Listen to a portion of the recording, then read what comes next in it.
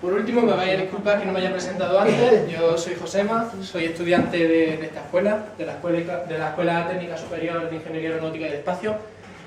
Y bueno, cuando uno estudia Ingeniería Aeroespacial, toda la gente que es estudiante o que ya es ingeniero aeronáutico, ingeniero aeroespacial, siempre con sus amigos se encuentra con la misma pregunta. De hecho, uno no puede ser considerado ingeniero aeroespacial hasta que no le hacen la misma pregunta. Cuando yo llegué a la comunidad de los campus, la primera vez que me senté con ellos, en torno a una mesa y unas cuantas cervezas, cayó, obviamente. ¿Por qué vuelan los aviones? Bueno, la verdad es que todos los estudiantes, todos los ingenieros aeroespaciales damos siempre la misma respuesta. O parecida. Eso es una movida muy grande, ahora mismo es que voy a tardar mucho, es que... Bueno, ya os lo cuento otro día. El año pasado, cuando hicimos la primera edición de las mini charlas, cuando yo dije que quería dar una, obviamente desde mis compañeros me dijeron: ¿por qué vuelan los aviones? ¿Por qué vuelan los aviones? ¿Por qué vuelan los aviones? Conseguí hacerme el loco y no contarlo. Este año, cuando volvimos a preparar la segunda edición, ya no podía librarme. Lo siento mucho. Pero, claro, cuando ya insistían tanto tan hasta la saciedad que yo empecé a plantearme, contarles por qué vuelan los aviones, se me planteó otra pregunta. Primero se me planteó volar. Volar, ¿eso qué es? Así que yo os voy a contar un poco qué es eso de volar. La verdad es que el hecho de querer volar nos viene muy de viejos. Desde Dédalo e Ícaro, en la antigua mitología griega, pasando por las máquinas voladoras de Da Vinci, hasta llegando a Lilienhaut, que fue en el siglo XIX el primer hombre que, armado con unas alas parecidas a esas, consiguió algo parecido a un éxito tirándose por un tajo, aunque, bueno, murió con 48 años precisamente en un accidente aéreo, tirándose con una ala de esas por un tajo.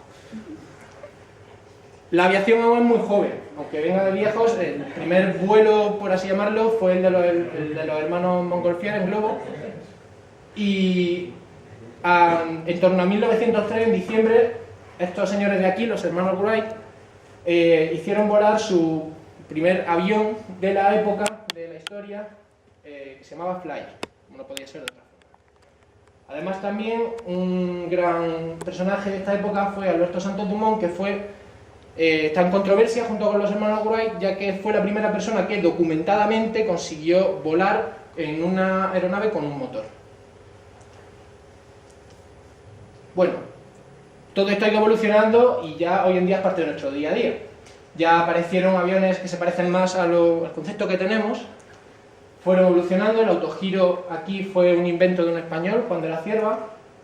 Aparecieron aviones como el DC-3, fue el primer avión que se utilizó para pasajeros, el de Havilland, que fue el primer reactor, el Jumbo, el 747, que fue el primer avión con fuselaje ancho, es decir, no solamente hay un pasillo, sino que hay dos, y el A300 fue el primer avión de Airbus, que es el único fabricante europeo de aviones. Además, aparecieron ya compañías como Iberia, aparecieron aviones supersónicos como el Concorde, y hoy en día tenemos aviones, este fue uno de los últimos que surgió, el A380, actualmente transporta en el orden de los 400 y pico pasajeros, pero está calificado para transportar hasta 853. Los últimos que están volando son el Boeing 787 y el Airbus A350, que hoy en día son los aviones más avanzados que hay. Tienen una gran cantidad de componentes electrónicos y la verdad es que ya no parece ni que estés volando. Estás dentro y eso es un lujo. Tiene bares enormes, tiene en algunos hasta un pequeño casino. Ya es que se te hace un viaje Londres-Sydney, eso se te hace. Pero claro, para volar, ¿cuál es la receta? Pues bueno, mi gran amiga Mapi de la comunidad siempre me insistía en que ella quería saberlo, así que como bueno, ahora mismo está en tierras muy lejanas, en Polonia, pero como igualmente lo va a ver después, voy a empezar contándole un poco las ecuaciones de Navier-Stokes para contárselas después para un tubo de corriente. Después vamos a empezar a hablar ya de perfiles, de las características de esos perfiles, vamos a pasar que si supersónico, también vamos a verlo un poquito más gráficamente, vamos a verlo un poquito más gráficamente también, más gráficas, pero además vamos a ver también qué pasa con el tráfico aéreo, cuántos movimientos de aeronave hay en España, vamos también a ver un poquito qué pasa en los aeropuertos, cuántos pasajeros hay y tal. Vamos, que esto es un jaleo de narices. Vamos a simplificarlo un poco, ¿vale? ¿Por qué vuelan los aviones? Bueno, he aquí la respuesta.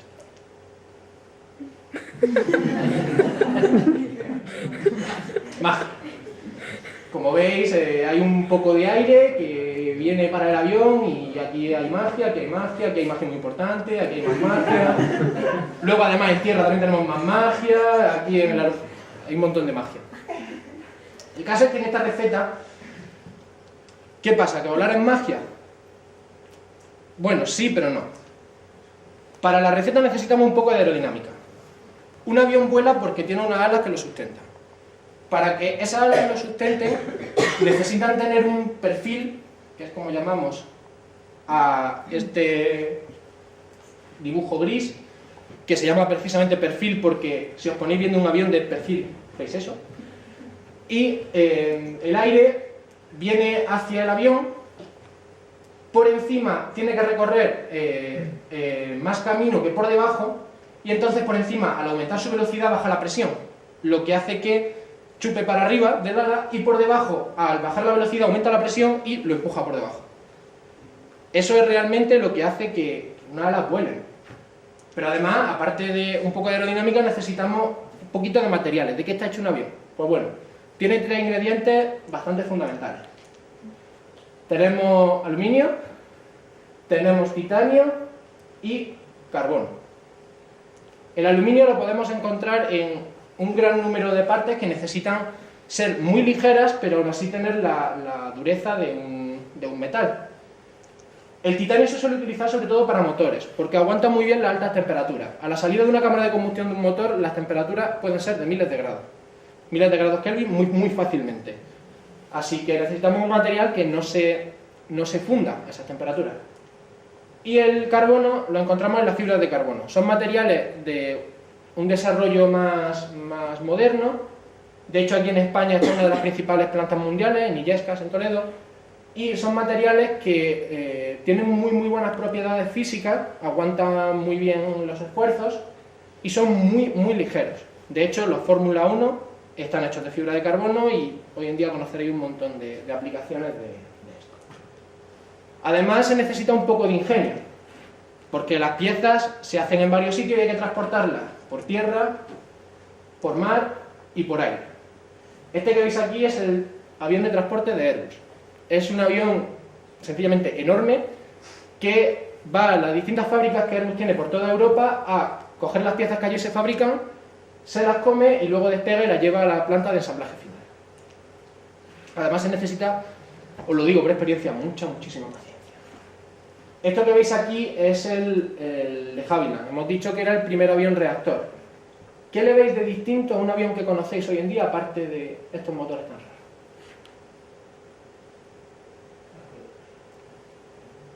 ¿A nadie le llama la atención la ventanilla? ¿Qué forma tienen? Cuadradas. ¿Cómo son las ventanillas de los aviones? ¿Cuadradas? ¿Totalmente? Esta fue la siguiente versión del de Havilland. El de Havilland supuso un gran avance en la aviación, ya que tenía las ventanillas completamente cuadradas y cuando empezó a volar, varios de ellos se partieron en vuelo. Literalmente el avión, cuando estaba volando, se rajó y se perdió completamente. Tras estudiar mucho todos aquellos sucesos, ya que no pasó solo en uno y pasó en varios, se dieron cuenta de que se acumulaba mucha tensión en las esquinas de las ventanillas y por eso se partía el avión. ¿Qué es lo que hicieron? A partir de entonces nunca hay esquinas en un avión, son todas redondeadas. Las ventanillas son más elípticas que cuadradas. Además, este de aquí fue un accidente de los años 90 en el que lo que pasó fue que se originó un incendio en la cabina de pasajeros y el incendio, aunque no destrozó en sí el aparato, impidió aterrizar por el humo que se generó en la cabina a los pilotos.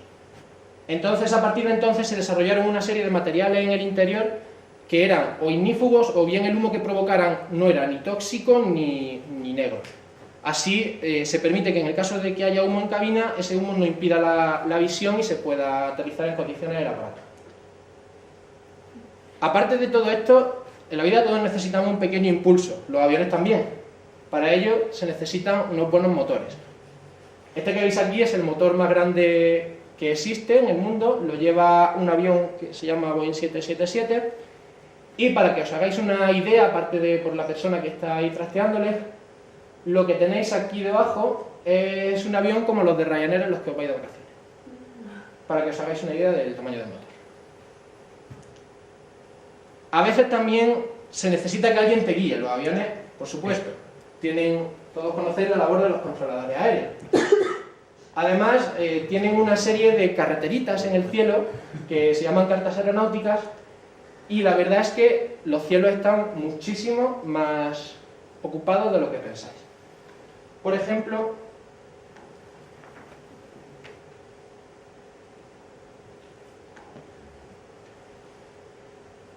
en cuanto se pase el anuncio, ¿cómo no? Esto que veis... Uy.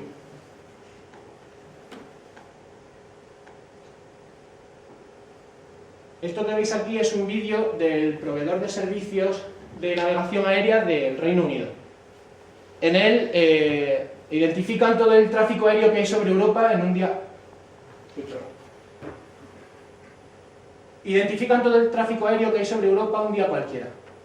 Todo lo que veis como puntitos son aviones que a última hora de la noche salen de Estados Unidos, comienzan a llegar a Europa, y en Europa también podéis ver todo el tráfico que hay. La labor de la navegación aérea hoy en día es una de las más importantes que existe dentro de la ingeniería aeronáutica. ¿Por qué? Porque ya tenemos aviones, ya sabemos hacer que vuelen, ya lo hemos hecho eficiente, ya cada vez tienen menos peso, tienen mejores materiales, los motores consumen menos. ¿Cuál es el problema que nos encontramos ahora? Que todo el mundo quiere volar. Como todo el mundo quiere volar, tenemos los cielos poco menos que así. Esto que veis aquí en Londres tiene 4 o 5 aeropuertos, y los circulitos así, los hipódromos que veis, son aviones haciendo espera en el aire. Esto significa que cuando el avión llega al aeropuerto no tiene hueco para aterrizar, porque hay otros muchos antes que él, y lo ponen a dar alguna que otra vuelta en el aire antes de poder aterrizar. Entonces, hoy en día la forma de actuar se trata de evitar todo este tipo de esperas, haciendo que el avión las asuma en tierra. Por eso algunas veces veréis que vuestro vuelo, aunque estaba programado para las 7, sale a las 7:10, 7:15, 7:20, o incluso os dicen que se ha retrasado 2 horas por motivos de control aéreo. Es simplemente por esto, la mayoría de las ocasiones. Simplemente se trata de evitaros que una vez que lleguéis al aeropuerto del destino estéis viendo debajo Londres y os tiréis media hora orbitando sobre el Big Bang.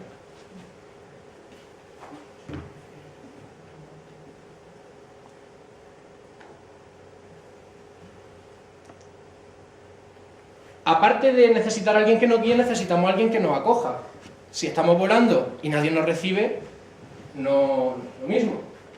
Para ello se desarrollaron los aeropuertos. Los aeropuertos en sus orígenes era una pista de tierra mal puesta, como se podía, los aviones aterrizaban por donde les salía de las narices, y la verdad es que conforme fue creciendo el tráfico se necesitaron cosas más sofisticadas. Por ejemplo, Barajas, que es un aeropuerto que al año, aunque no lo creéis, puede acoger 80 millones de pasajeros.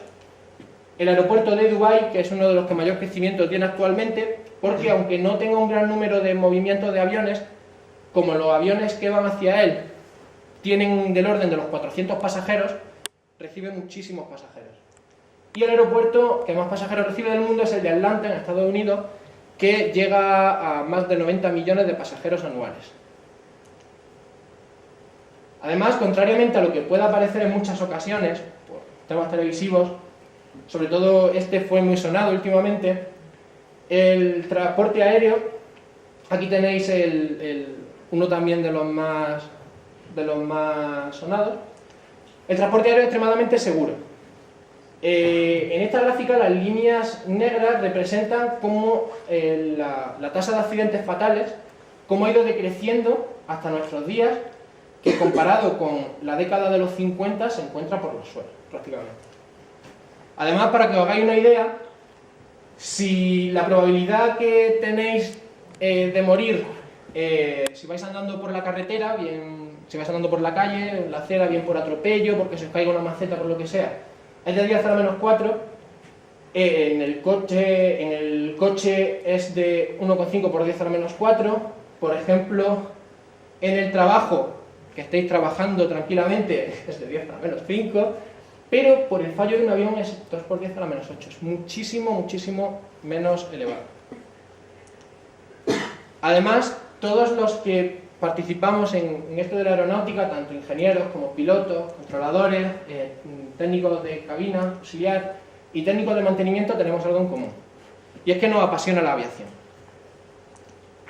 Lilian Hall lo resumió muy bien, dijo: inventar un aeroplano no es nada, construir uno ya es algo, y volar ya lo es todo. Así que hoy en día en eso estamos, en volar. Muchas gracias.